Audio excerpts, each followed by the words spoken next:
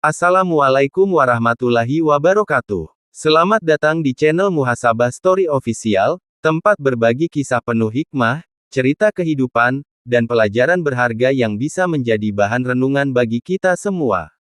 Pada kesempatan kali ini, kita akan mendengarkan sebuah kisah yang penuh makna tentang perjalanan hidup seseorang yang mungkin diremehkan, namun justru menyimpan rahasia kebesaran dari Allah. Mari kita simak kisahnya bersama.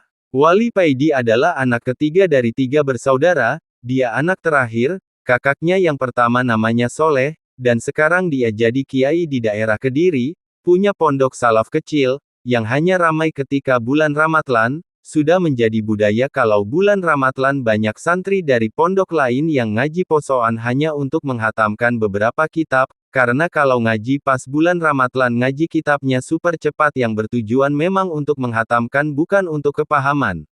Soleh kakaknya Wali Paidi ini memang sangat cerdas dan pintar, sejak lulus madrasah Ibaiyah setingkat SD, dia sudah mondok, dia selalu dapat ranking di kelasnya, sehingga tidak heran ketika dia lulus dia diambil menantu seorang kiai di daerah Kediri, dan setelah ayah mertuanya wafat, dialah yang meneruskan menjadi pengasuh pondok pesantren peninggalan mertuanya. Sedang kakak perempuannya menjadi istri seorang kiai besar di daerah Jawa Tengah, kakaknya ini memang cantik, kulitnya putih seperti ibunya dan wajahnya elok kearab-araban seperti bapaknya. Kakak perempuannya ini sering dan berkali-kali ketika pulang meminta orang tuanya untuk tinggal dengannya, pindah ke Jawa Tengah, dan kemauan kakaknya ini sangat didukung keluarga suaminya. Kebetulan keluarga suami kakaknya ini kaya raya, bukan karena pondoknya yang besar tapi keluarga suami kakakku ini mempunyai kebun teh yang berhektare-hektare luasnya. Tapi orang tuanya tidak mau menerima tawaran kakak perempuannya ini. Mereka sudah bahagia melihat anak mereka bahagia, itu alasan mereka. Kakak perempuan Wali Paidi ini juga sejak kecil sudah berangkat mondok di pesantren di daerah Jawa Tengah, dan ketika lulus kakaknya ini diambil menantu oleh pengasuh pondoknya.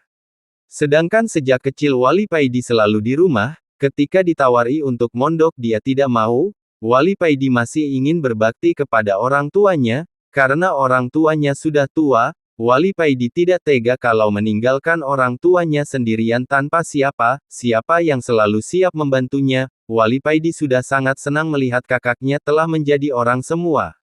Tapi ketika Wali Paidi sudah lulus aliyah, dia disuruh abahnya untuk mondok. Abahnya bermimpi bertemu dengan Sunan Gunung Jati yang menyuruhnya untuk memondokkan anaknya. Ibunya sebenarnya menentang keras keinginan abahnya. Ibunya ini tidak tega melihat Wali Paidi pergi sendirian di tempat yang jauh. Ibunya ini sangat sayang dan memanjakan Wali Paidi, tapi abahnya tetap bersikukuh untuk tetap memondokkan Wali Paidi. Keputusan abahnya tidak bisa diganggu-gugat. Abahnya ini memang keras dan tidak mau mengalah kalau mengenai hal-hal yang bersifat akidah. Walaupun di hal lain yang tidak bersifat akidah abahnya ini sering mengalah terhadap ibunya. Berangkatlah Wali Paidi mondok ke Jombang sesuai petunjuk Sunan Gunung Jati yang disampaikan melalui abahnya. Pondok Wali Paidi ini pondok yang sangat istimewa, santrinya sedikit tapi rata-rata pintar dan alim semua. Anak-anak yang mondok di sini rata-rata sejak Tsanawiyah sudah disuruh menghafalkan Al-Quran dan kebanyakan mereka ketika lulus sudah bisa hafal Al-Quran dan ketika memasuki aliyah baru diajarkan ilmu nahwu shorof. Pengasuh pondok Wali Paidi ini orangnya terlihat biasa, perawakannya kecil dan kulitnya agak hitam karena seringnya beliau pergi ke sawah, tapi menurut kabar dari santri-santri yang didengar oleh Wali Paidi bahwa kiai pengasuh ini sebenarnya adalah seorang wali yang mastur tersembunyi. Ketika Wali Paidi sowan dengan abahnya ke pengasuh pondoknya, abahnya bilang kepada Mbah Kiai, "Mbah Yai, saya titipkan anak saya kepada sampeyan. Saya pasrah dan ridho dengan apapun yang akan Mbah Kiai lakukan terhadap anak saya, andai Mbah Kiai menyembelihnya pun, saya ikhlas." Inggih, insya Allah anak sampeyan ini jadi orang yang bermanfaat, ujar Mbah Kiai. Lalu Wali Paidi diantar abahnya ke kamar pondoknya, abahnya berkata kepada Wali Paidi, "Nak, aku memondokkan kamu ini bukan bertujuan membuatmu supaya pinter, tapi aku pingin kamu mondok ini belajar akhlak yang baik kepada kiaimu, apapun yang diperintah kiaimu laksanakan dengan ikhlas, andai Kiai menyuruhmu memotong tanganmu pun kamu harus melakukannya, tanpa harus bertanya apa alasannya. Inggi Abah, jawab Wali Paidi. Keesokan harinya Wali Paidi dipanggil oleh Abah Yai Kendalem. Bergegaslah Wali Paidi menemui Abah Yai. Setelah bersalaman Wali Paidi duduk di lantai. Di depannya Abah Yai duduk dengan bersandarkan tembok, kaki kanannya diangkat dan tampak di selipan jari tangan kanan Abah Yai terselip rokok kretek gudang garam hijau. Paidi, kamu mondok di sini gak usah ikut belajar ngaji, percuma otakmu gak akan kuat untuk menghafalkan Al-Quran, apalagi belajar nahwu dan sorof, ucap Abah Yai.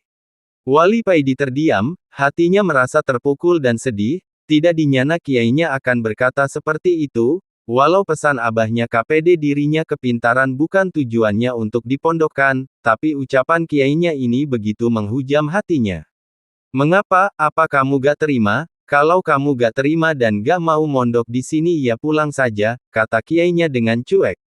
Setelah menghisap rokoknya, kiai berkata lagi, abahmu menitipkan kamu kepadaku ini supaya mendidikmu, menjadikanmu sebagai orang yang bermanfaat, dan aku lihat kamu ini gak cocok untuk belajar, gak ada manfaatnya keren otakmu yang kendo itu, aku melihat kamu ini lebih pas kalau menjadi kacung di sini, membantu bersih-bersihin dalam, dan membantu memudahkan santri-santri lain untuk belajar di sini, membersihkan kamar mereka, menatakan sandal mereka, mengisi bak kamar mandi dan sebagainya.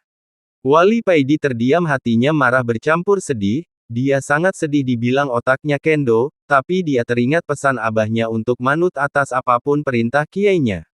Bagaimana, apa kamu sanggup menjadi kacung di sini, ucap kiainya lagi. Inggi Kiai, jawab Wali Paidi pelan. Kalau begitu mulai sekarang kamu bersih-bersihin dalam, abis itu bersih-bersih pondok, ucap kiainya. Sejak saat itu Wali Paidi selama di pondok hanya menjadi kacung bagi santri yang lain. Pertama dia agak uringan menjalankan perintah kiainya ini, tapi lama-kelamaan hatinya menjadi sadar, dia ini sebenarnya JG belajar menjalankan perintah kiainya dengan baik dan benar, cuma perintah bagi dirinya saja yang berbeda, dia disuruh melayani santri yang lain, sedang santri yang lain diperintah untuk belajar dengan tekun, sama-sama menjalankan perintah kiai. Di suatu malam sehabis maghrib, Wali Paidi duduk termenung di depan kamarnya, dia melihat para santri ada yang menghafalkan Al-Quran dan sebagian yang lain bermusyawarah membahas permasalahan nahwu dan sorof. Hati Wali Paidi menjadi gundah, dia merasa sangat bodoh dan gak bisa apa-apa, apalagi kemarin kakaknya berkunjung kepadanya dan mengetes kemampuannya dalam hal pengetahuan agama dan dia tidak bisa sama sekali untuk menjawab pertanyaan kakaknya itu. Dilihatnya para santri punya kemahiran di bidangnya masing-masing, sedang dia hanya bisa menyapu dan menata sandal mereka. Dalam kegundahannya itu Wali Paidi tertidur dengan posisi terduduk di depan kamarnya.